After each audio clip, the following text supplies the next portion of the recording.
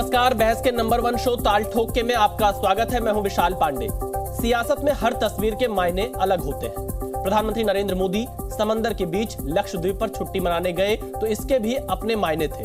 दुनिया ने इन तस्वीरों को देखा। हालांकि प्रधानमंत्री नरेंद्र मोदी का यह जो दौरा था, यह विकास कार्यों के उद्घाटन और शिलान्यास को लेकर था। उस दौरान ही वो बीच के किनारे गए थे।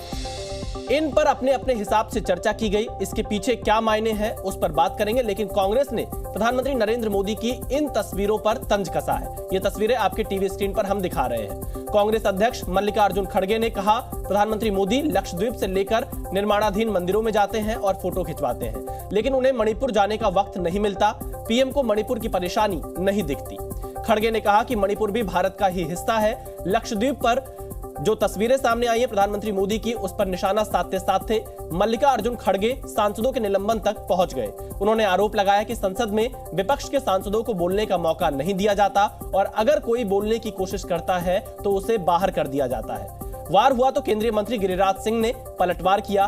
कहा, कांग्रेस और खड़गे देश में भ्रम फैला रहे हैं। मणिपुर के सवाल पर गिरिराज सिंह ने कहा कि मोदी सरकार समाधान खोज रही है और कांग्रेस भ्रम फैलाने में जुटी हुई है। गिरिराज सिंह ने कांग्रेस पर आरोप लगाया।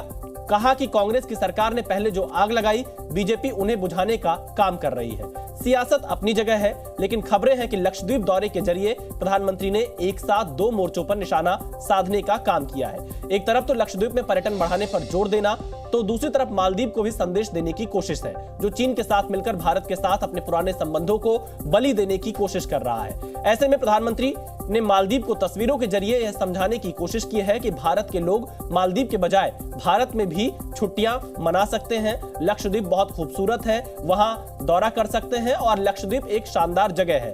हालांकि सियासत इन तस्वीरों को अलग नजरिए से देखती है। करेंगे विस्तार से चर्चा, लेकिन पहले यह रिपोर्ट। लक्षद्वीप की सुंदरता को शब्दों में समेटना बहुत मुश्किल है।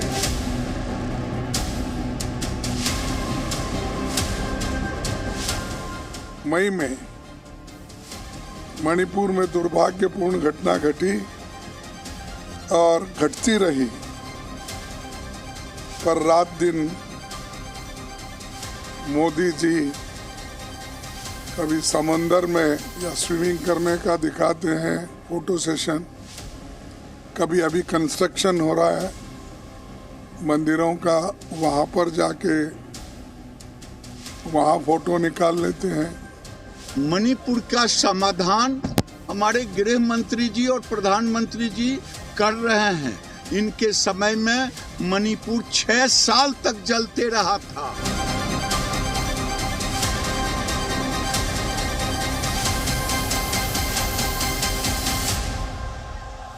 आप लक्षद्वीप में जाके पानी में ठहरते हो, क्या आप मणिपुर जाकर लोगों को समझा नहीं सकते?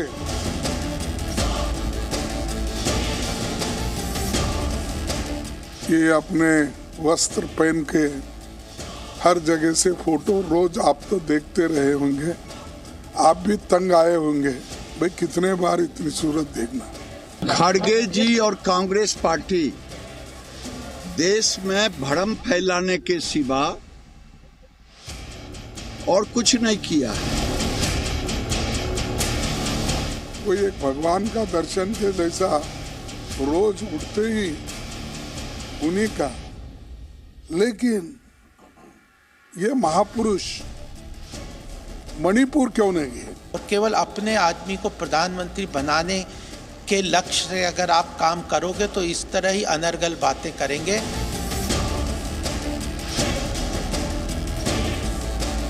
पार्लियामेंट में इन मुद्दों को उठाने की कोशिश की, लेकिन वहां पर सरकार ने हमको मौका नहीं दिया। बात करिए, चर्चा करिए, विषयों पे बोलिए, काम करिए। ये तो शोर मचा के वेल में कूदना, प्ले कार्ड ले जाना। भाई कोई आदमी साइलेंट बैठ रहा है, उसको भी सस्पेंड, जो उठ के खड़ा है उसको भी सस्पेंड। 146 लोगों को निलंबित किया गया। अपोजिशन ने खुद ये रूल्स के अंदर तय किया था कि संसद में प्ले कार्ड अगर कोई ले जाएगा तो उसका सस्पेंशन होगा, तो फिर कानून के अनुसार क्यों नहीं चलते?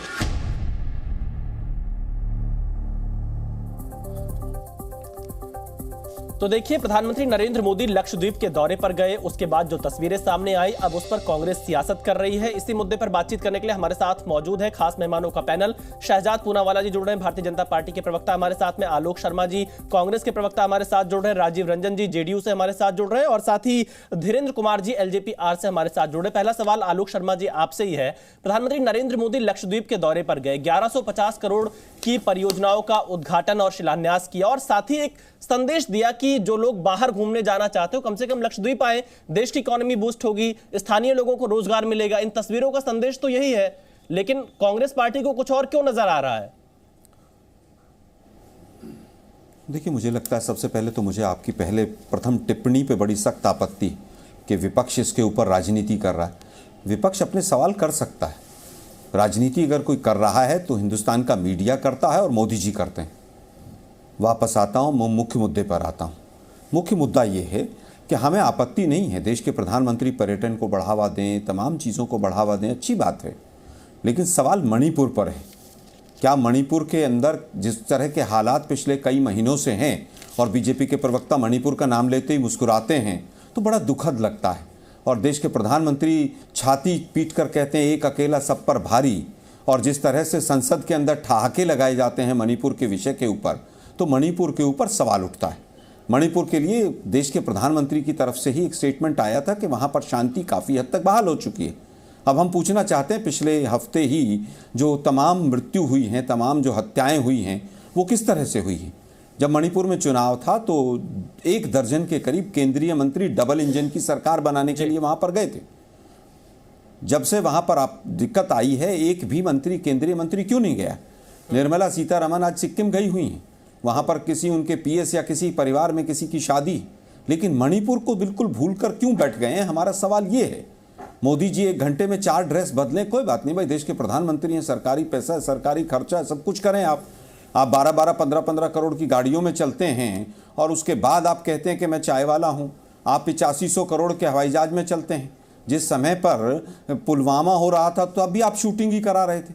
तो हमारा विपक्ष के नाते फर्ज बनता है कि मणिपुर के जो हालात हैं उसके ऊपर चिंता क्यों नहीं हो रही? उसके ऊपर चिंता होनी चाहिए। मूल सवाल ये है कि अगर ये राजनीति करना है तो मुझे लगता है कि आपको सोचना पड़ेगा कि आप किस शब्दावली का। चलिए आलोक जी, मैं आपसे आगे इस पर सवाल लूंगा, मैं इस पर आपको आगे भी पूछूंगा, लेकिन बीजेपी से मेरा सवाल यही है कि कांग्रेस ये कह रही है कि मणिपुर के मुद्दे पर उनकी चिंता है, उनका सवाल मणिपुर से जुड़ा हुआ है कि शांति बहाल कैसे होगी और प्रधानमंत्री मणिपुर क्यों नहीं जाते हैं? देखिए, मैं शुरुआत से जवाब देता हूं। पहले बात करते हैं फोटो शूट की। तो फोटो तो राजीव गांधी के समय की भी थी। ये लक्षद्वीप की फोटो जब पूरे परिवार को लेकर, फिल्म स्टार्स को लेकर लक्षद्वीप पहुंचे थे। बाय द वे, लक्षद्वीप क्योंकि मुस्लिम बाहुल है तो वहां पर शराब जो है निषेध है, परंतु जब राजीव गांधी पहुंचे थे तो रिपोर्ट ने कहा है कि वहां पर दारू, पोल्ट्री और किस प्रकार से वहां पर चीज़ें ले गई थी, और मैं उसमें ज़्यादा डिटेल में नहीं जाना चाहता, और किस प्रकार से वहां पर पार्टी की गई थी, ये अलग विषय है। आज जब प्रधानमंत्री गए हैं तो आपकी जानकारी के लिए आलोक जी, मुस्कुरा इसलिए रहा था क्योंकि आपका मीडिया के प्रति जो विलाप है वो आपने शुरुआती दौर में कर दिया। Submarine optical fibre connection, LTT desalination plant, functional house tap connections, solar power plant, administrative block complex, reserve battalion के लिए, PHC आंगनवाड़ी के लिए जो शिलान्यास करना था, ये सारी चीजें तो की, परंतु पिछले 2 दिन से लक्षद्वीप ट्रेंड हो रहा है और मालदीव्स की कैंसिल कराकर ट्रिप लोग लक्षद्वीप जा रहे हैं, परंतु उसमें आपके पेट में दर्द क्यों हो रहा है पता नहीं। चलिए छोड़ देते हैं इस विषय पर, मणिपुर पर आते हैं। मणिपुर की क्योंकि बात की, यही प्रपंच, यही बयाने, यही बातें आपने तो मिजोरम चुनाव में लगातार उठाई। मिजोरम में 5 सीटें हुआ करती थी कांग्रेस की, आज वो आ चुकी है 1 सीट पर, और बीजेपी की 1 से 2 सीटें हो चुकी है, और उस इलाके में जीते हैं जहां पर क्रिश्चियन पॉपुलेशन ज्यादा है। वैसे मैं आपको बता दूं, ये प्रपंच आपने पूरे नॉर्थ ईस्ट में भी फैलाया, परंतु नॉर्थ ईस्ट में नागालैंड में 50 साल से आपकी सरकार गायब है, त्रिपुरा में 10 साल से ज्यादा हो गए, असम में 10 साल से ज्यादा हो गए हैं, उसके अलावा मेघालय में आपकी सरकार नहीं, मणिपुर में आपकी सरकार नहीं, सारी जगहों पर एनडीए बीजेपी की सरकारें हैं। और मैं आपसे पूछना चाहता हूं कि ये सारी बातों का निचोड़ क्या है? मणिपुर में 1993-96 और 2011 में तो हजार रुपए पेट्रोल हो गए थे, 300-350 दिन तक बंद रहा था और 750 लोग मारे गए थे, तब आपने कुछ नहीं किया। मैं आज आपसे पूछना चाहता हूं कि मणिपुर पर यदि आपका दिल इतना धड़कता है तो मणिपुर की डिबेट हुई तो क्यों निकल गए थे? मणिपुर की सरकार के खिलाफ आज तक उन्होंने अविश्वास प्रस्ताव नहीं लाया। और आखिरी बात कहना चाहता हूं, आज मैं मणिपुर पर छाती ठोक कर नॉर्थ ईस्ट पर कहना कहना चाहता हूं 70% इंसर्जेंसी गिरा है, 80% जो है कैजुअलिटीज वहां पर गिरी है। आज वहां पर 6 एयरपोर्ट बनाए गए, 12 मेडिकल कॉलेज, 1 लाख करोड़ के ज्यादा से प्रोजेक्ट वहां पर हुए। उल्फा की जो डील है वो साइन की गई है, Naga accord, Bodo accord, Tripura accord, Bru Reang accord, Karbi Anglong accord, Assam Meghalaya accord, ये सारे अकॉर्ड 2014 के बाद हुए। आपने क्यों नहीं सुलझा दिए वहां पर जो चीजें हुई वो 2014 के बाद हुई है। ये मैं आपको बताता हूं, सबसे बड़ी जो यात्रा हो रही है ना, फोटोशॉप यात्रा, वो न्याय यात्रा, और उससे पहले भारत जोड़ो यात्रा। मुझे बताइए, न्याय यात्रा वैसे अरुणाचल प्रदेश से क्यों शुरू नहीं हो रही? ईस्ट टू वेस्ट है ना, ईस्टर्न मोस्ट पॉइंट कौन सा है? अरुणाचल प्रदेश। अरुणाचल प्रदेश इसलिए नहीं कर पा रहे क्योंकि एमओयू है चाइना के साथ, इसलिए वो वहां पर जा रहे हैं। मैं आलोक शर्मा जी से जवाब ले लेता हूं। आलोक जी जवाब दीजिए, मणिपुर में जब डिबेट, मणिपुर के मुद्दे पर जब डिबेट होती है सदन में तो कांग्रेस वॉकआउट कर जाती है, बीजेपी आरोप लगा रही है। आपने देखा था किस समय पर वॉकआउट कर गए थे?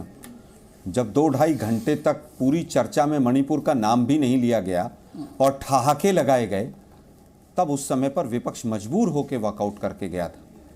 जब देश के प्रधानमंत्री वहां खड़े होकर कह रहे थे एक अकेला सब पर भारी, और बीजेपी के तमाम सांसद हंस रहे थे वहां पर संसद में बैठकर।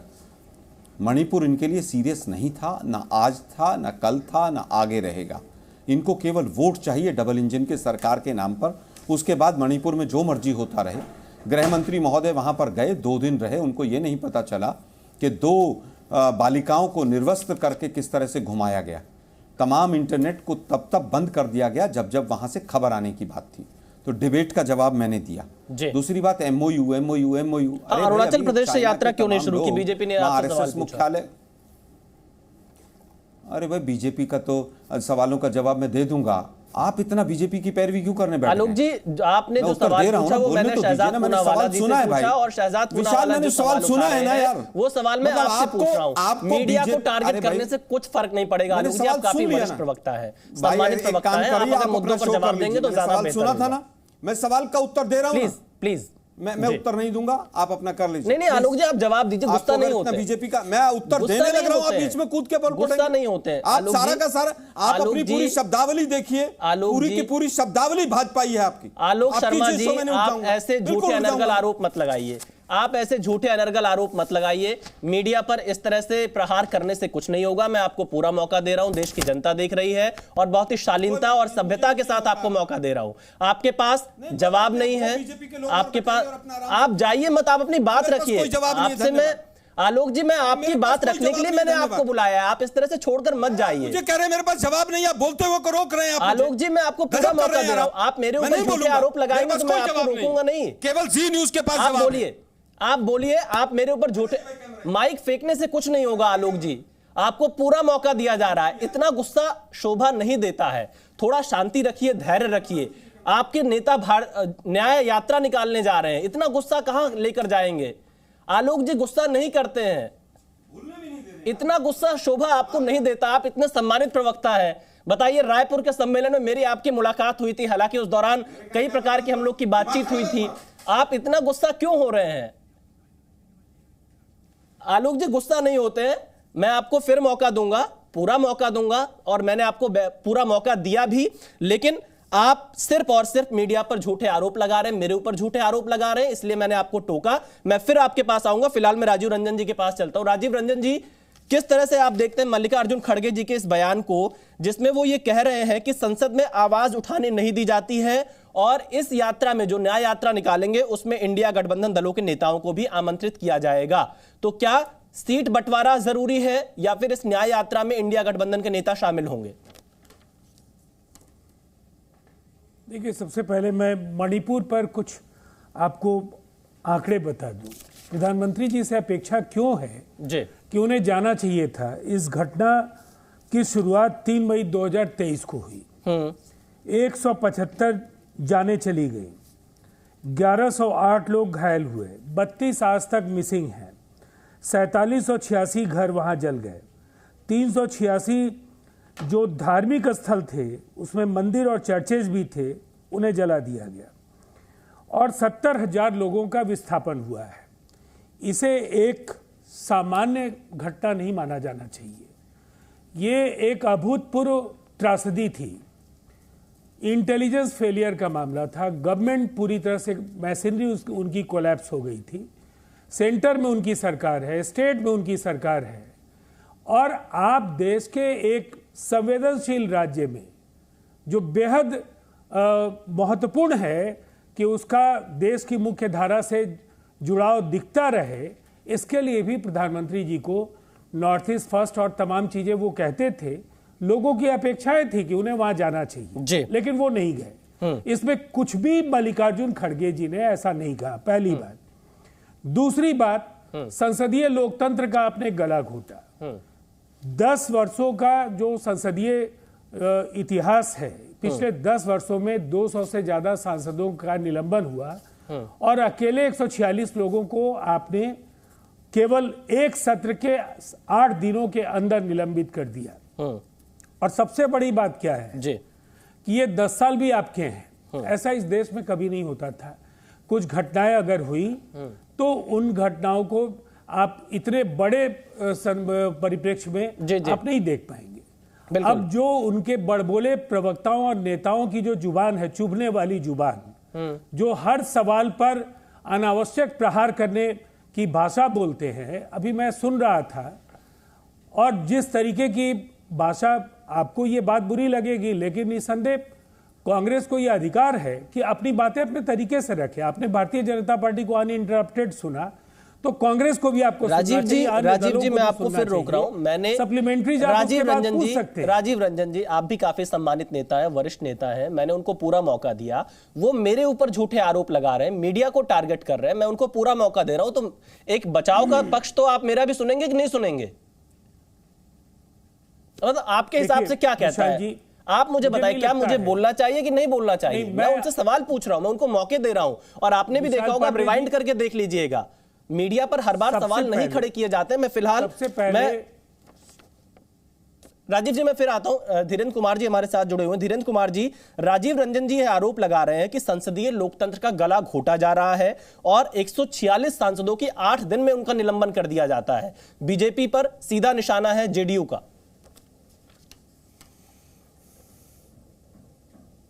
देखिए विशाल जी, लोकतंत्र का गला कल बंगाल में घोटा गया, वहाँ पे तो ये लोग बिल्कुल चुप रहे। पूरे गठबंधन, इंडिया गठबंधन के कोई नेता की एक टिप्पणी, एक ट्वीट मुझे बता दीजिए। तो जहाँ पे ये कहते हैं कि दुरुपयोग हो रहा है, वहाँ पे अगर उनको पत्थर से उन संस्थाओं के अधिकारियों पर बरसाए जा रहे हैं, वहाँ पे घायल किया जा रहा है, वहाँ पे ये लोग चुप रह जा रहे हैं। और मणिपुर की बात कर रही है, ठीक है, मणिपुर आज कोई नई समस्या नहीं है। मणिपुर की समस्या पुरानी समस्या है। गृह मंत्री जी से लेकर प्रधानमंत्री जी, गृह मंत्री जी स्वयं वहां पर 21 दिन कैंप किए। स्थिति सामान्य करने की प्रयास हो रही है और हुआ भी है बहुत हद तक। लेकिन उसको राजनीति का विषय बना करके और जिस तरह से आज उसको आग में घी डालने का काम कांग्रेस पार्टी कर रही है, क्या कहीं से ये उचित है? आप मुझे बताइए कि हम तो ठीक है कि नहीं, वहाँ पे आप कह रहे हैं कि पूरा प्रधानमंत्री जी को जाना चाहिए था, लेकिन मोहब्बत की दुकान चलाने वाली पार्टी और उनके नेता आदरणीय कांग्रेस के राहुल गांधी जी, वो तो वहाँ पर गए थे। वहाँ जाने के बाद भी अगर वहाँ पे उनकी दुकान मोहब्बत वाली नहीं चल के नफरत वहाँ पे चल रही है, तो क्या इनकी दुकान नकल की है, नकली दुकान है तो वहाँ पे नहीं चली? और आरोप लगा रहे हैं कि फोटो शूट प्रधानमंत्री कर रहे हैं। लेकिन अभी कुछ ही दिन पहले की बात है विशाल जी, जरा याद करिए, थोड़ा पीछे लेके चलता हूँ जी जी, कि एक फोटो उनका आता है कभी किसानों के साथ खेत में, कभी आता है स्टेशन पर सूटकेस माथे पे लेकर के, कभी आता है मैकेनिक के साथ, तो कभी आता है ड्राइवर के साथ। हाँ। उसको आप क्या कहेंगे? वो तो पूरा फोटो शूट था। उनको क्या लेना देना था? 50,000 का बर्बरी का टी शर्ट और कार्गो पहन के आप उन किसानों के बीच में जाकर के आप किसको बतलाना चाहते हैं? भाई देश का किसान 50,000 का टी शर्ट पहन के धान के खेत में नहीं खड़ा होता है, मोटर का मैकेनिक वहां पर नहीं खड़ा होता है। जी चलिए, मैं बता रहा हूं फिर धीरेन्द्र जी आपके पास आरोप लगाने से पहले आप देख जी। चलिए मैं शहजाद पूनावाला जी से सवाल लेता हूं। हाँ जल्दी से धीरेन्द्र जी। मैं 2 सेकंड में उसके बाद कहते हैं कि ये मंदिर में फोटो शूट कराते हैं, तो केदारनाथ से लेके अमरनाथ तक दोनों जगहों पे देखा उनको फोटो शूट करवाते हुए। तो अपने गिरेबान में वो खुद नहीं झाँपते हैं। और मैं उसका एक पत्थर के फूल का गाना था, शायद आपको भी याद होगा कि कभी तू जुगनू लगता है, कभी दीवाना लगता है, कभी तू जोकर लगता है। तो ये धीरेन्द्र जी आप गाने का जिक्र करिए, लेकिन किसी के संदर्भ में नहीं। मैं आपको इस पर रोकना चाहता हूँ। किसी के संदर्भ में मैं गाने की बात कर रहा हूँ। नहीं, आप गाने का ऐसे किसी व्यक्ति के संदर्भ के बारे में बात अगर ना करें तो मेरे ख्याल से बेहतर होगा। मुद्दों पर मैं उसका जिक्र करता हूँ जी।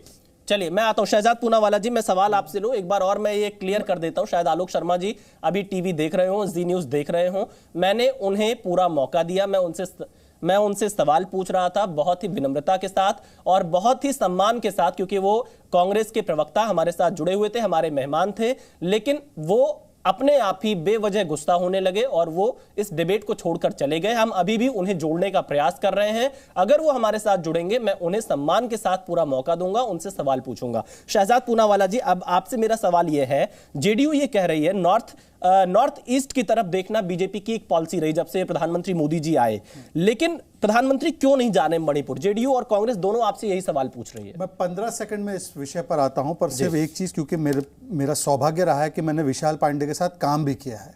विशाल पांडे उन एंकरों में से नहीं जो ग्लैमर के नाम पर एंकर बन गया। इस व्यक्ति ने जिस प्रकार की मेहनत जमीन पर की है, तो मुझे लगता है कि कम से कम आलोक मेरे बड़े भाई है और अगर वो देख रहे हैं तो उनको जुड़ जाना चाहिए। ये तीखे सवाल हमसे भी पूछते हैं, कई बार पूछते हैं, आपसे भी पूछेंगे, सबसे पूछते हैं। वो उनका पत्रकार धर्म है। मुझे लगा ये जरूरी है बोलना। सॉरी विशाल जी, आपने मुझे अनुमति इसके लिए नहीं दी थी, पर मैं अपनी बात पे आना चाहता हूँ। देखिए, बिल्कुल वाजिब सवाल है राजीव जी का, पर राजीव जी मैं आपसे 2-3 सवाल, क्योंकि आप हमसे बहुत वरिष्ठ है, अनुभवी है। मुझे एक बात बताइए कि यदि ये मुद्दा इतना ही गंभीर आप मानते हैं तो बताइए कि मणिपुर की सरकार के खिलाफ आज तक नो कॉन्फिडेंस नहीं आया। आपने पार्लियामेंट में नो कॉन्फिडेंस लिया है। अच्छा, पार्लियामेंट में लाए तो लाए, जब आप इतना कमिटेड थे कि 267 में चर्चा होनी चाहिए, तो दिल्ली सर्विसेज बिल पर मामला बदलकर क्यों आप उसमें चर्चा में शामिल हो गए? और मैं आपसे पूछना चाहता हूं राजीव जी, आपके पैरों के पास बैठकर पूछना चाहता हूं आपसे, आप बहुत वरिष्ठ हैं मुझसे। 93, 96 और 2011 में 750 से ज्यादा लोग मारे गए। MOS होम ने क्या विजिट भी किया? आज गृह मंत्री वहां गए, वहां पे स्थितियां पहले से सामान्य नहीं रही हैं। ये पूरे नॉर्थ ईस्ट की बात रही है। मैंने आपको सारे अकॉर्ड साइन करके किस प्रकार से तैयार किए गए मैंने आपको बताया। आप बताइए ना, ये सारी चीजें क्यों नहीं की गई? उसके अलावा मेरे एक और सवाल है, इसी से निकलता है। आपने कहा मणिपुर की बेटियों में तो अंतर नहीं किया जा सकता। आज जो जेफरी एप्स्टीन का मामला यूएस में चल रहा है, वैसा ही मामला मेवाराम जैन का राजस्थान के बाड़मेर से आया है कि किस प्रकार से छोटी बच्चियों को, 14 साल की 12 साल की बच्चियों को बलात्कार करके उनके शरीर में क्या वो डंडे डालता था। ये कांग्रेस का नेता है, राहुल गांधी के साथ दिखाई देता। अभी तक कांग्रेस ने उस पर कोई कार्रवाई नहीं की। पॉक्सो एक्ट में FIR दर्ज हुई और नीतीश जी ने क्या बोला असेंबली में, उसके ऊपर आपकी क्या टिप्पणी है मान्यवर? चलिए छोड़ देते हैं इस विषय को। अब आते हैं पार्लियामेंट के विषय पर। मान्यवर, एक चीज आप लोग तय करके बता दीजिए इंडी वाले कि क्या पार्लियामेंट सिक्योरिटी ब्रीच ये गंभीर मुद्दा है या नहीं है? क्योंकि आप कहते हैं गंभीर मुद्दा, हम भी मानते हैं गंभीर मुद्दा है। यूएपी में कानून के तहत हमने कार्रवाई की, परंतु आपके नेता संजय राउत कहते हैं कि भूले भटके नौजवान। राहुल गांधी बेरोजगारी से जोड़ते, राजस्थान में तो 20% बेरोजगारी। तो बेरोजगारी से हुआ ये मामला है या ये मामला गंभीर है तो उन पर आतंकवादी जो है धाराएं लगी वो सही लगी? और आखिरी सवाल लोकतंत्र, जो धीरेन्द्र जी बता रहे थे। मान्यवर बताइए, बंगाल में लोकतंत्र ममता दीदी खत्म कर रही है, केरल में कांग्रेस कहती है कि लोकतंत्र लेफ्ट खत्म कर रहा है, पंजाब में खेरा गिरफ्तार होते तो आम आदमी पार्टी खत्म कर रही है, और लोकतंत्र बचाने के लिए इन्हीं के साथ आप आ जाते हैं। तो बताइए खेरा की गिरफ्तारी क्या हुई? आप बताइए कि जो केरल में उन्होंने कहा है पिनराई विजयन पर, तो क्या वो लोकतंत्र को खत्म कर रहे हैं, हाँ या ना? चलिए मैं जवाब दीजिए। राजीव रंजन जी जवाब दीजिए कि बंगाल पर, केरल पर, पंजाब के मुद्दे पर क्यों इंडिया गठबंधन दल के नेता नहीं बोलते? और साथ ही शहजाद पूनावाला ने यह भी बताया है कि 1993, 96, 2011 में MOS होम तक ने भी मणिपुर का दौरा नहीं किया और यहां तो गृह मंत्री अमित शाह गए। देखिए, सबसे पहली बात तो है आपने काफी लंबा वक्त उन्हें दिया है, मैं आपको ही पूरा मौका मुझे भी आप इंटरप्टेड सुन लीजिए। देखिए, सबसे पहली बात तो ये बराबर हम लोगों ने कई अकॉर्ड्स किए। देश का जो मानचित्र है, मैं चाहूंगा कि शहजाद पूनावाला उस मानचित्र को 1947 में देखें और 1947 के मानचित्र के बनने समय तक जूनागढ़, हैदराबाद, त्रावणकोर जैसी जो रियासतें थी और जो कश्मीर का मसला है, ये 3 राज्य तो 47 में उस समय की सरकार कांग्रेस की थी और उन्होंने बहुत ही अपने सूझबूझ और अच्छी रणनीति के साथ उसे भारत के मानचित्र में शामिल किया। इसके बाद कश्मीर का सवाल है जिस पर ये अक्सर कोसते हैं, लेकिन सच ये है कि उस समय का जो सर्वश्रेष्ठ विकल्प जो उपलब्ध था, कश्मीर भारत का हिस्सा बना इंस्ट्रूमेंट ऑफ एक्सेशन के जरिए। अब आप आगे आइए, गोवा से लेकर नॉर्थ ईस्ट में जिस मणिपुर की चर्चा मैं कर रहा हूं, मणिपुर एक स्वतंत्र रियासत था, मणिपुर भारत का हिस्सा कांग्रेस की सरकार में बना, सिक्किम कांग्रेस की सरकार में बना। मैं किसी सरकार को श्रेय नहीं देना चाहता था, लेकिन ये बार बार संप्रभुता, राष्ट्रीय एकता और अखंडता से जुड़े मसलों को अपनी पार्टी की उपलब्धि जब बताते हैं, तो मैं बता रहा हूं कि देश के मानचित्र में केवल जोड़ा नहीं कांग्रेस ने, पाकिस्तान के 2 टुकड़े किए, 47 में कबायलियों और पाकिस्तानी सेना को खदेड़ा, 65 में पाकिस्तान के लाहौर तक हम लोग पहुंचे, 71 में उनके 2 टुकड़े हमने किए। आपकी उपलब्धियों के मुकाबले इस ये जो इस देश की जो यात्रा है, महान यात्रा है, इस यात्रा में सभी सरकारों का योगदान है। इसीलिए अपनी पीठ अनायास थपथपाने की जरूरत नहीं है। और सवाल इसलिए उठेंगे कि पहले मणिपुर में ऐसा हुआ, तो आपको भी मतलब एक बहाना मिलना चाहिए कि अगर फिर से अगर कोई खामियां दिखती हैं आपको, तो पूर्व में ऐसा हुआ, इसीलिए अगर हुआ तो कोई असामान्य बात नहीं है।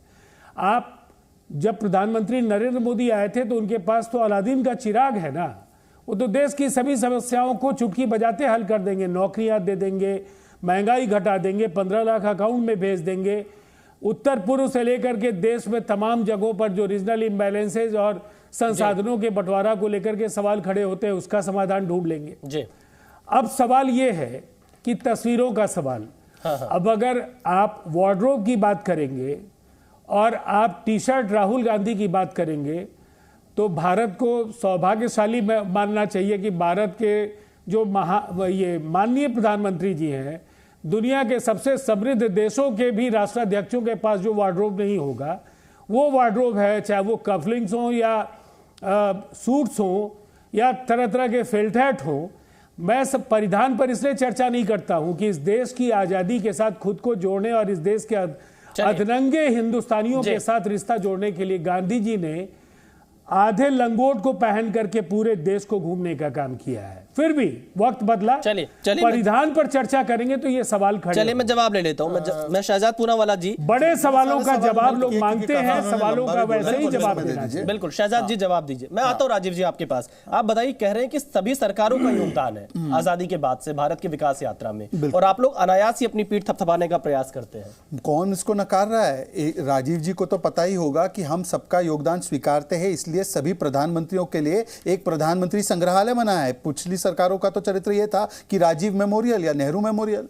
हमने तो सारे प्रधानमंत्रियों का भाई हमने तो बनाया है, जाकर उसको विजिट भी कीजिए एक बार। अब राजीव जी ने अभी परिधान पर काफी कुछ बोला, परंतु वो नग्न तस्वीर पर कुछ नहीं बोला जो मेवाराम जैन की बच्चियों के साथ है। चलिए छोड़िए उनकी राजनीतिक मजबूरी, नीतीश पर भी चुप हो जाना है, उनकी नग्न भाषा पर और नग्न तस्वीरों पर मेवाराम जैन की छोड़ देते हैं। अब इन्होंने नॉर्थ ईस्ट पर लंबी चौड़ी बातें की। मैंने तो आंकड़ों के साथ बताया कैसे इंसर्जेंसी कम हुई। मैंने तो एक एक अकॉर्ड का नाम लिया, ये 5 अकॉर्ड अपने समय का बता दे, परंतु छोड़ देते उस विषय को। मैं 2 केवल विषय लाना चाहता हूं जो इतिहास में कभी नहीं हुए।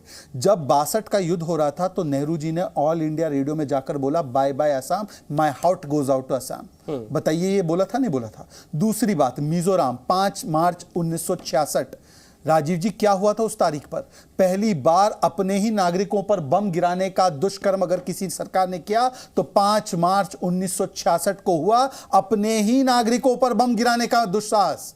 यह किया गया था नहीं किया गया था? आज भी 5 मार्च को उस डेट को ऑब्जर्व किया जाता है मिजोरम में। इसलिए मैं कहता हूं उस बात पर मत जाइए। मुझे केवल आप इतना बता दीजिए, आपने कहा कि सारी रियासतों को, 500 रियासतें सरदार पटेल के पास थी, एक रियासत थी कश्मीर की नेहरू जी के पास। नेहरू जी ने किस प्रकार से 370 पर रुख अपनाया, जिसकी वजह से लटकता अटकता भटकता रहा। आज आंबेडकर जी की परिकल्पना को पूरा करते हुए 370 को हटा दिया तो लाल किले से लाल चौक तक तिरंगा लहराता है। और बाबा साहेब आंबेडकर जी की परिकल्पना की दलितों को को भी उनका अधिकार मिले, वो आज घाटी में होता नजर आ रहा है। तो इसमें क्या आपत्ति, आप बताइए, आप उसके साथ के खिलाफ है? और आखिरी बात मैं फिर से आपको बताना चाहता हूं, देखिए राजीव जी, आज सवाल सिर्फ इतना है कि ये न्याय यात्रा जो चल रही है ना, उसको तो आपके सहयोगी भी सीरियसली नहीं ले रहे। आईपी सिंह का बयान है कि देखिए बारात खड़े द्वार तो समदन चली नहाने।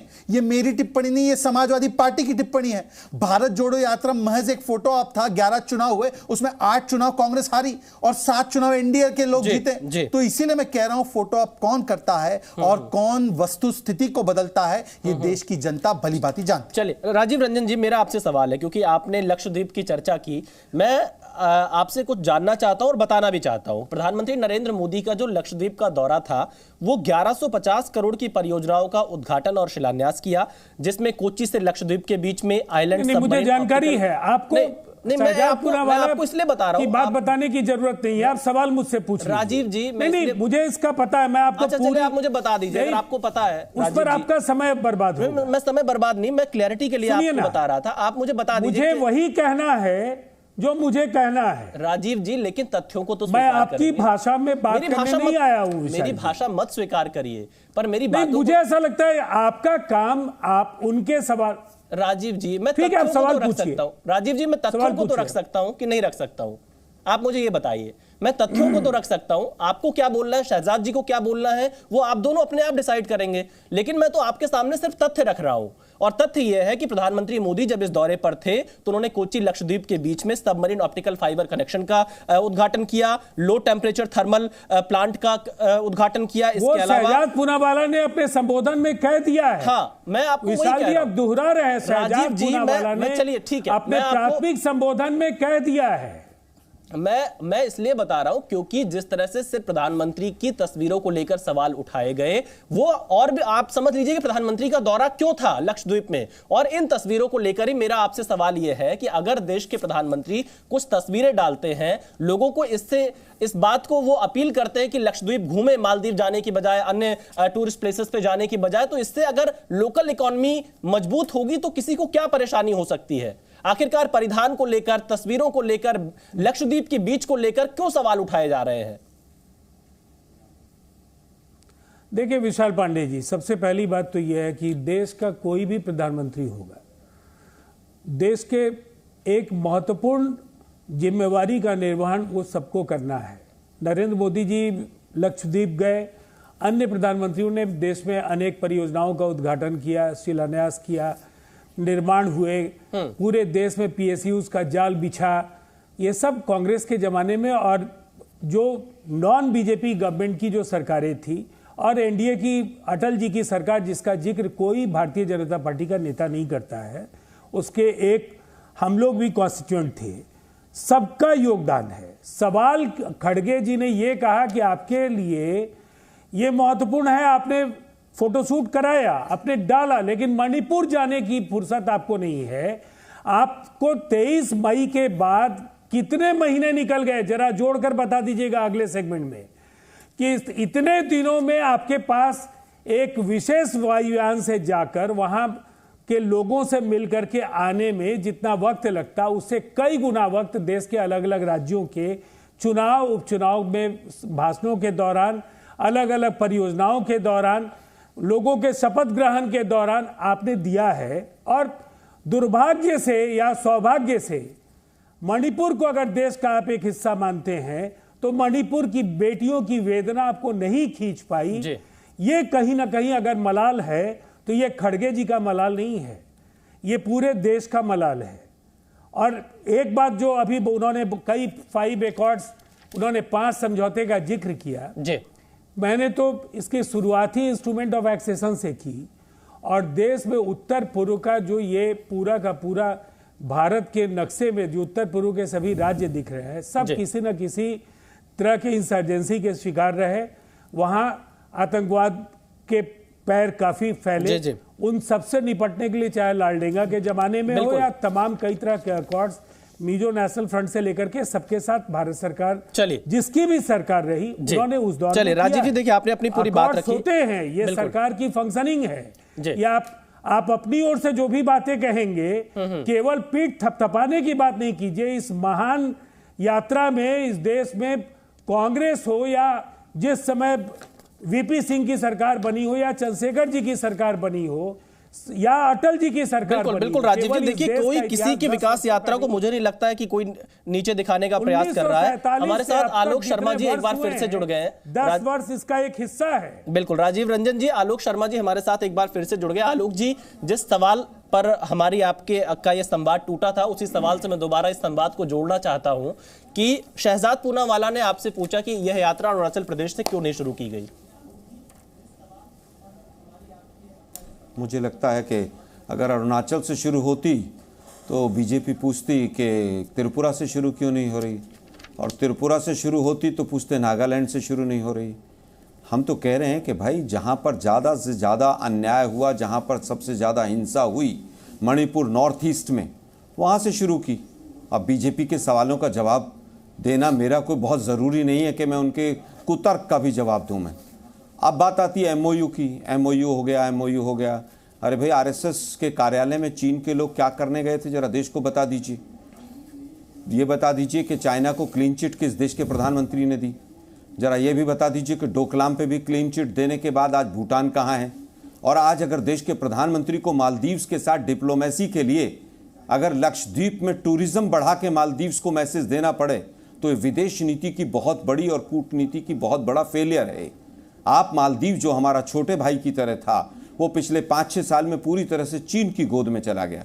और यही हालत नेपाल की हुई थी, जिस समय पर मधेशी आंदोलन हुआ, 62 दिन तक आंदोलन चला और उसके बाद किसी भी बिना संधि के शर्त के वो आंदोलन खोल दिया गया।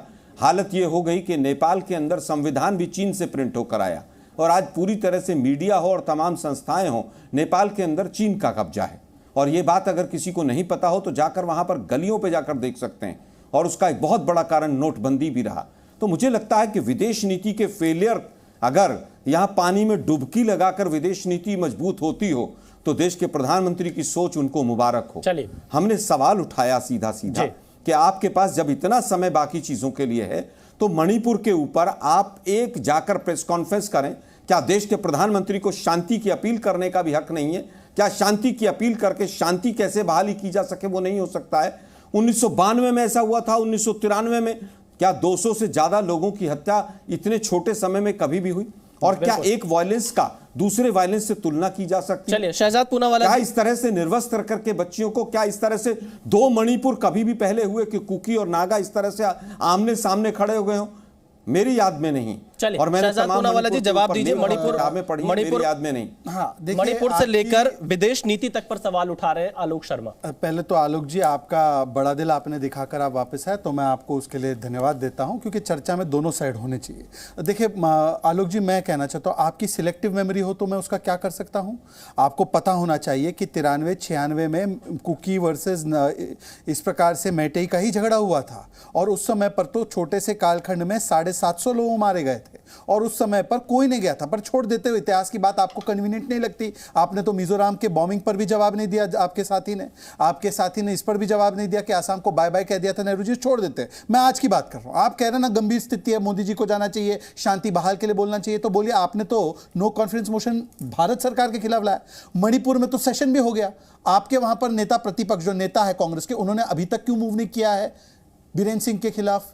बताइए क्या मजबूरी है? चलिए छोड़ देते। आपने महिलाओं के निर्वस्त्रीकरण की बात की तो मैं आपसे पूछना चाहता हूं, न्याय यात्रा तो राजस्थान जाने वाली है, तो क्या मेरा भैयाराम जैन जो राहुल गांधी के साथ दिखाई दे रहे हैं और जिसमें ये छपी हुई रिपोर्ट है कि किस प्रकार से उन्होंने एक बच्ची के गुप्त अंग में उन्होंने डंडा डाल दिया और 14 और 12 साल की लड़कियों की मांग कर रहे थे, वीडियो सामने आ चुका है, उनके लिए क्या कब न्याय मांगेंगे? और आपने कहा ज्यादा से ज्यादा अन्याय जहां हो रहा है वहां से हम लोग चलेंगे, इसलिए अरुणाचल प्रदेश को छोड़ दिया। चलिए छोड़ देते, उस बात को मैं स्वीकार लेता हूं। बंगाल जा रहे हैं तो बंगाल में आप मानते हैं ना अन्याय हो रहा है।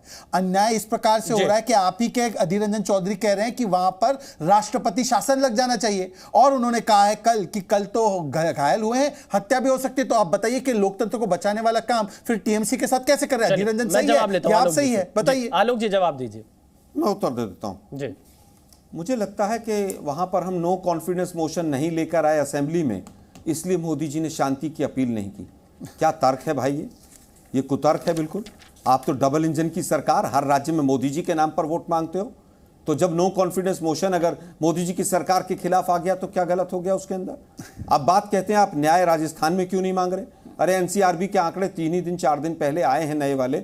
उत्तर प्रदेश में सबसे ज्यादा महिलाओं पर अत्याचार के आंकड़े आए हैं और राजस्थान में आपकी सरकार बनते ही किस तरह की घटनाएं जयपुर शहर के अंदर हुई हैं उनको भी न्याय मिलना चाहिए। मैं तो कह रहा हूं आपकी सरकार है, अगर किसी ने भी कोई गलत काम किया है किसी भी राज्य में, लेकिन अब यह भी बता दीजिए कि जो भोपाल के अंदर जो बच्चियों के गृह से वहां से जो 26 बच्चियां गायब हैं उनका जिम्मेवार अब कौन है? वहां तो 18 साल से आपकी सरकार है और वहां पर 48,000 के करीब बच्चियों की गायब होने की सूचना है मध्य प्रदेश में। 18 साल में 67,000 रेप के केस हैं। इनकी तुलना नहीं की जा सकती पार्टी से, लेकिन इतना जरूर है कि आप देश के प्रधानमंत्री हैं। मणिपुर में अगर इस तरह की हालत खराब है तो हम सवाल पूछेंगे, हमारा विपक्ष का पूरा फर्ज है। चलिए मैं धीरेन्द्र जी के पास सवाल किसी के साथ भी फोटो धीरेन्द्र जी की अनुमति से एक सुनिए ना, अभी बनारस में IIT में जो हुआ, एक मिनट मुझे केवल ये बताइए, बनारस में IIT में जो फोटो आपके तमाम मंत्रियों के साथ आए और देश के प्रधानमंत्री के साथ आए तो क्या सवाल नहीं पूछेगा? बोले जवाब दीजिए शहजाद। इसी पर एक वाक्य के धीरेन्द्र जी रुके हुए हैं, लेकिन आपकी सरकार है। अबे आलोक जी जवाब ले लेता हूं। आलोक जी जवाब हो गया, भाषण का मंच तो नहीं है ना भाई। आपने सवाल उठाया, मैं जवाब लेता हूं। शहजाद पूनावाला जी जवाब दीजिए। चुनाव प्रचार करते घूमते रहे आलोक जी भाषण देना शुरू कर। देखिए उन्होंने सही उदाहरण किया, IIT BHU वाली घटना आपने बिल्कुल सही उठाई। उन लोगों को हमने बाहर भी किया, FIR भी हुई, उनकी गिरफ्तारी भी हुई। अब मैं पूछना चाहता हूं मेवाराम जैन जो राहुल गांधी के साथ, ये आरोप तब लगे जब आपकी सरकार 60 दिन के बाद। बीच में मत बोलिए आलोक जी, बीच में मत बोलिए, गलत बात है। अब मुझे बताइए कि आप कब उनको निकालोगे पार्टी से? आपने तो शांति धारीवाल को टिकट दे दिया जिसने कहा मर्दों का प्रदेश है। बताइए, हमने तो लात मारकर उन IIT BHU के लड़कों को निकाला, अब कब निकालोगे इनको बताइए। अब जनता ने उनको जिता भी दिया, अब क्या करें? अरे ये क्या तर्क हुआ भाई? अब क्या करें बताइए? शांति धारीवाल 2000 वोट से जीते, बोले थे मर्दों का प्रदेश है, बलात्कार होता है, आप उसको जस्टिफाई कर रहे हैं। उनका अरे भाई चलिए मैं अंतिम मुख्यमंत्री ने फटी हुई जींस के अंदर देख रहे थे जो मुख्यमंत्री उनका, उनको बाहर निकाल दिया। मैं आखिरी जवाब आपसे लेता हूं। धीरेन्द्र कुमार जी क्या कहना चाहेंगे आप? वो आपके बीजेपी में बने बैठे हुए हैं ना। धीरेन्द्र कुमार जी, कुलदीप सेंगर को कब निकाला था आपने? कुमार जी आखिरी प्रतिक्रिया आपकी। वो पहलवानों के साथ जो छेड़छाड़ कर रहा था उसकी FIR भी सुप्रीम कोर्ट ने की। बिल्कुल आप लोग बात करेंगे महिला सुरक्षा पर। बड़े भाई राजीव जी ने कहा था कि मोदी जी के पास अलादीन का चिराग नहीं है। सही बात है, मैं मानता हूं कि अलादीन का चिराग नहीं है। नीतीश कुमार जी के पास कौन सा अलादीन का चिराग आया है अभी ये मुझे नहीं पता है। जब 10 लाख नौकरियां देने की बात आई थी तो बोले थे कि कहां से लाओगे पैसवा 10 लाख नौकरी के लिए, और वही आदमी को वो चिराग मिला अलादीन का। उन्होंने कहा कि 20 लाख नौकरी। मोदी जी 20 करोड़ में 18 करोड़ दे दिए क्या? मोदी जी को उसके बाद बिहार में 9 लाख नौकरियां दे दी गई। 2 मिनट और 1 लाख से ज्यादा लोगों की नौकरियों का अभी नियुक्ति पत्र दिया जा रहा है, तो 10 लाख का लक्ष्य पूरा हो गया। चलिए आप सभी हमारे साथ जुड़े हैं, बहुत शुक्रिया। लेकिन देश में बहस मुद्दों पर होनी चाहिए जो बड़े मुद्दे हैं। इस तरह तस्वीरों पर सवाल उठाना मुझे लगता है कि बहुत सही नहीं रहता है, लेकिन खैर आगे बढ़ते हैं। फिलहाल हमने आपको दिखाया कि किस तरह से इस मुद्दे पर तमाम लोगों ने अपनी राय रखी।